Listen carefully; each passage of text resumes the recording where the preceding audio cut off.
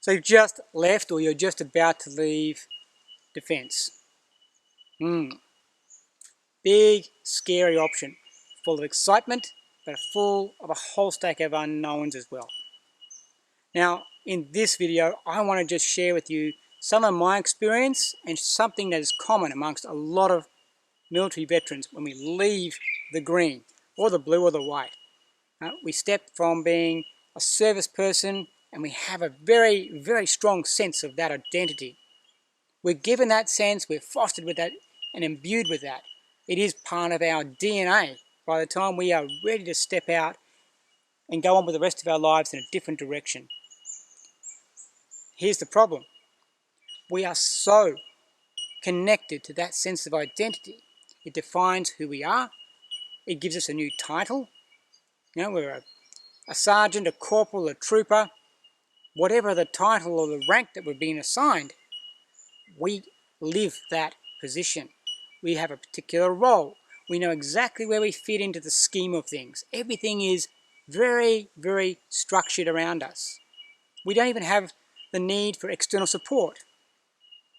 When I left the Army, for example, I didn't even have a Medicare card, because when I joined the Army, Medicare cards didn't exist. Suddenly, I was walking out the gates of Campbell Barracks in Swanbourne, and I was a civilian, and I didn't have a Medicare card. Simple little things like that get missed all the time. Now, that then causes all manner of problems for a civilian, because I don't have an RAP or a medical centre to go to anymore. I now have to figure even those little hurdles out, and I've never had to do that before. If you're like me, I joined at 18 years old, left home, joined the Army, and I stayed there for most of my adult life. So that's a big chunk of time to be in the one organisation. An organisation that gave me a name, a number, a bed space, equipment, clothing. It fed me, it gave me whatever medical assistance I required, it paid me. And suddenly I stepped out of that and I was just average Joe on the street. Now, depending on what kind of role you fulfilled in your service, that has an additional multiplication factor on your psyche as well.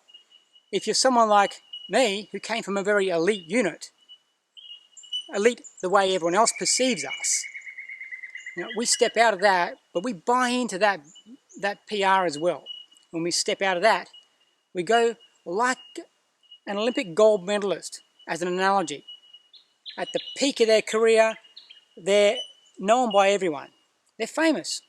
And then they step out of that and then go back to uni, go on with their normal job, and they're just, oh, so-and-so. Oh, he won a gold medal at the Olympics. The crash emotionally that they experience is incredible. And it's a personal battle, by and large. It's something you're doing in your own head. And most of the people, even the ones you love, even the ones that have been part of your life for a long period of time whilst you're in service, they just don't understand what the problem is. And here is the problem. Here's the crux of it.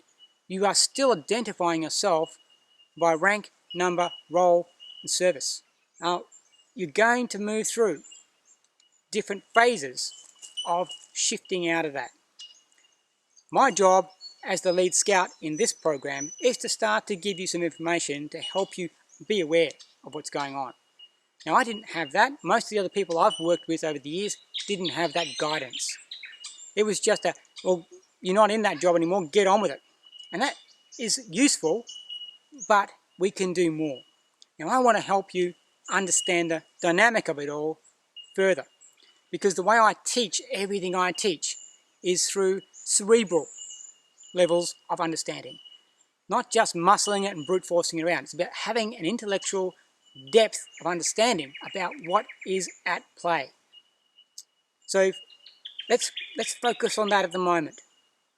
So you are still identifying potentially, if you're watching this video, you probably are, identifying yourself, whether you accept it or otherwise, as the role, the person, the rank that you previously were in service. So now we need to welcome in and accept our new identity. And it's just a shift of perception. That's all that is required. A shift of perception. Now, if you go through and do a simple SWOT analysis on yourself at this point, strengths, weaknesses, opportunities, threats, have a look at yourself in that light. And very quickly, you'll start to see that once you start looking at your strengths, particularly, you are far more than what you were in the military. Far more. I guarantee it. Now you've got to find the transferables. Here's your opportunity side of things. Bring that across. What can I take from that experience that will now empower me to go forward and do something different? It might be related to what I did in the military. It might be completely in a different direction. But don't be discouraged. You've got things in there, in here, that so many other people don't. You've been through a mill. You've come out the other side. You've survived it. You've learned resilience. You've learned to be self-reliant to some extent. You've learned to trust yourself.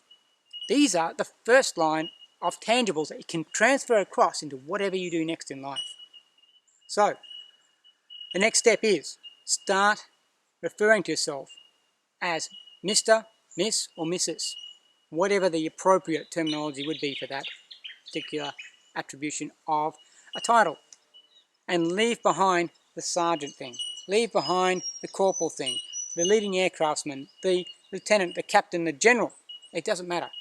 That's what you used to be, but that does not define who you are today. That was part of your journey. And I'm not going to tell you to forget about it and put it in a lockbox and walk away from it. Clean slate. That doesn't work either.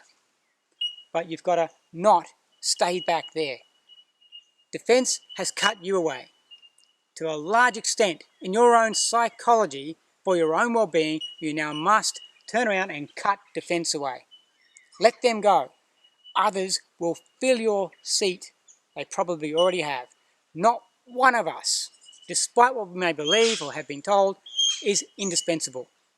As soon as you walk out the gate, someone else has filled your seat, filled your ECN role, filled your rank. You are just part of the history of the unit and the organisation. And it moves on. You've all been there. You know the machine stops for no one. So don't you go stopping yourself now for the machine. You are now a civilian. It's full of opportunities. There's some threats out there as well, but we've got them. You can nail them down. So go through a simple SWOT analysis, get into your head, figure out what you want to do, and I'm going to help you over the next few videos to nail down a direction that's going to work for you and that you're going to then be able to prosecute just like any other mission. And you can use the language of defense if you want, if that's comfortable, if that's safe ground, use it. But we're going to leave the thing itself behind and we're going to take this useful stuff forward.